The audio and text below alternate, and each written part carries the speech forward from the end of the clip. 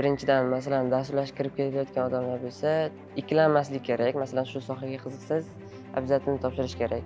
Faqat intilish kerak, harakat qilish kerak. Masalan, biror masalan, 1 yil harakat qilsangiz, natija bo'lmasa, ya'ni natija deganda biror ishga kira olmasangiz yoki ko'p joydan atamasak, shu to'xtamaslik kerak. Doim har kuni yangi narsalarni o'rganishga intilish kerak.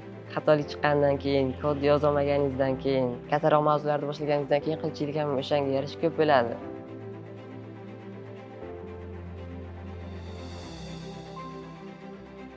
Assalomu alaykum. Men Karimov Komiljon, Surxondaryo viloyati Sariyosy tumanida tug'ilganman. Hozirda Sariyosiyning 14-maktabida o'qiyman. Yoshim 15 da. Dasturlashga kirib kelishim haqida gapiradigan bo'lsam, o'zim anchadan beri qiziqaman shu sohada. 1-2 yil oldin Scratch degan dastur bo'lardi. O'sha yerda mini proyektlar qilib, o'zim dasturlashga shunaqa qiziqishni boshlangan. Maktab kompyuterida o'zim har xil kodlar yozardim. Keyin Delphi degan dastur bo'lardi maktab kompyuterida. O'shanda Word, Excelga o'xshagan mini dasturchalar qilganman. Xo'p, o'shandan keyin uydagilar dasturlashga qiziqishimni ko'rib, o'zim qidirganman shu o'quv markazlarida, ya'ni tajriba oshirish uchun. Chunki o'zim mustaqil o'rgangan tajribam yetmasligini bilganimdan keyin o'quv markaz qidirganman. O'quv markaz qidirish jarayonida ko'p o'quv markaz variantlar bo'lgan, lekin o'sha foydalanuvchilarning fikrini qaraganimdan keyin ko'pida negativ yozilgan.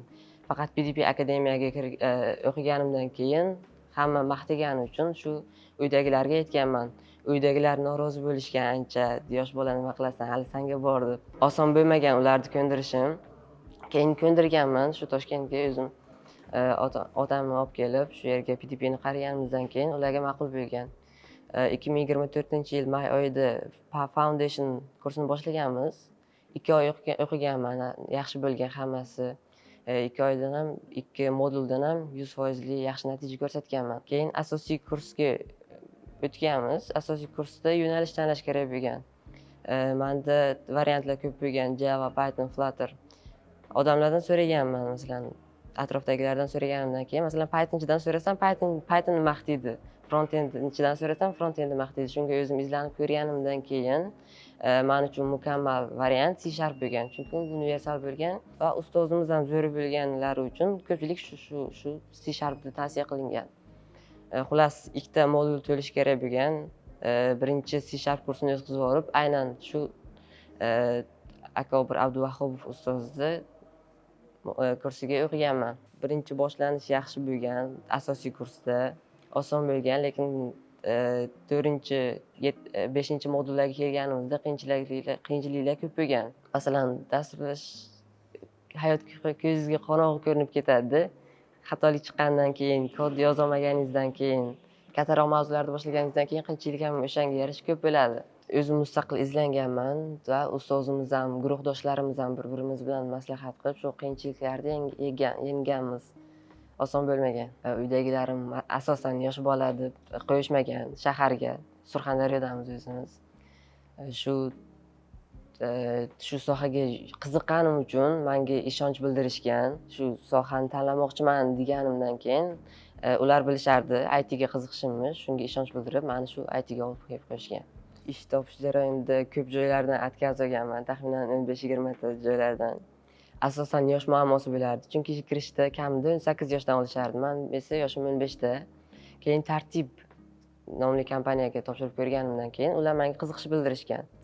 Xo'p, birinchi suhbat onlayn bo'lgan. Hammasi unchalik qiyin bo'lmagan, oson suhbatlardan bo'lishgandan keyin shu stajirovkani boshlaganman. Hali ham stajirovka muddatdaman. Ko'p joylardan отказ olganimdan keyin ham harakat qilganman, chunki hammasi oldinda deganman. Ustozimiz ham ko'p motivatsiya berganlar, chunki bittada ishga kirib ketmaysan, ko'p joylarga harakat qilishing kerak deb. O'qishni 2024-yil may oyida boshlagan bo'lsam, 2025-yil iyun oyida ishga kirdim stajirovkaga.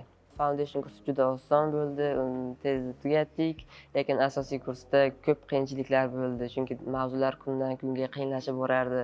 Ustoz proyekt bersalar, proyektdan xatolik ko'p chiqardi, asab buziladi baribir. Unda ham imtihonda qiyinchiliklar ko'p bo'lgan. Birinchidan, masalan, dasturlashga kirib kelayotgan odamlar bo'lsa, ikkilanmaslik kerak. Masalan, shu sohaga qiziqsangiz, обязательно topshirish kerak.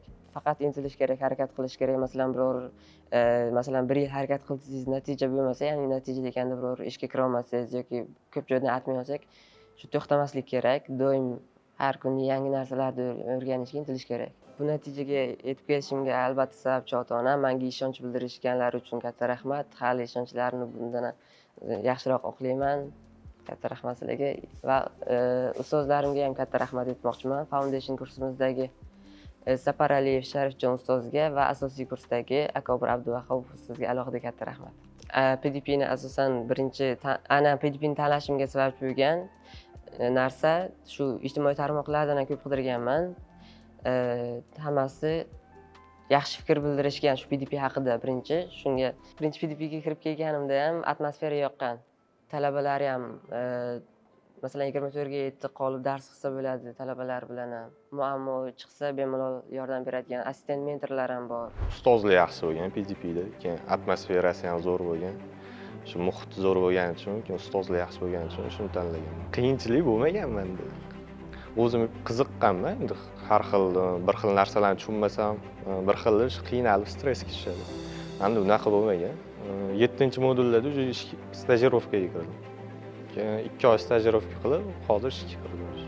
Shu birinchisi qiziqish, ikkinchisi yaxshi oylik to'lanadi dasturlashda. Uchinchisi siz xohlagan joyingizdan turib ham ishlay olasiz. O'zingiz erkin holda xohlagan joyingizdan ishlay olasiz.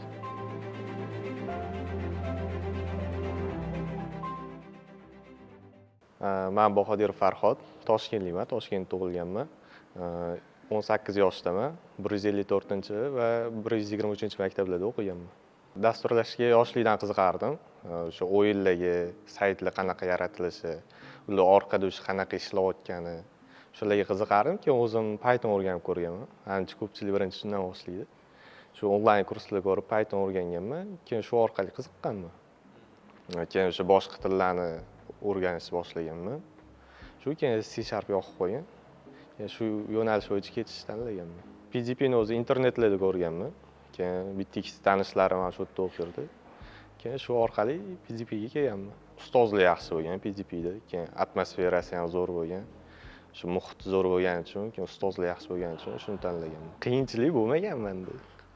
O'zim qiziqqanman, endi har xil bir xil narsalarni tushunmasam, bir xil qiynalib stressga tushadi. Endi unaqa bo'lmagan. O'zim qiziqqanim uchun o'rganib ketaverganman. Yarim oy foundation o'qidim, keyin orada 3 oy dam bo'ldi. Guruh yig'ilishini kutdim. Keyin 7-modullarda stajirovkaga kirdim. Keyin 2 oy stajirovka qilib, hozir ishga kirdim. Ish topishda ham unaqa muammo bo'lmadi menda. Birinchi joyim edi. Keyin shu suhbat topshirishda qiynaldim. Suhbatga tayyorlanishimdan bir kun oldin assistent ustoz bilan 2-3 soat davomida tayyorlandik. Shu juda ham katta yordam berdilar. Suhbatga tayyorlanishimga bilmagan narsalarimni so'radim. Assistent ustozda ham yordami katta bo'ldi. Hozir VBS kompaniyasida ishlayman. Shu birinchisi qiziqish, ikkinchisi yaxshi oylik to'lanadi dasturlashda. Uchinchisi siz xohlagan joyingizdan turib ham ishlay olasiz. O'zingiz erkin holda xohlagan joyingizdan ishlay olasiz. Birinchi bo'lib o'sha sharoitini ko'rdim. Kiraverishda zo'r sharoit ko'rindi. Shundan keyin o'sha yoqib qoldi o'sha sharoit ham. Keyin o'sha o'qish boshlandi, ustozlarni ko'rdim. Ustozlar ham yaxshi dars berdi, zo'r tushuntirib berishdi. Shuning uchun PDPda qoldim.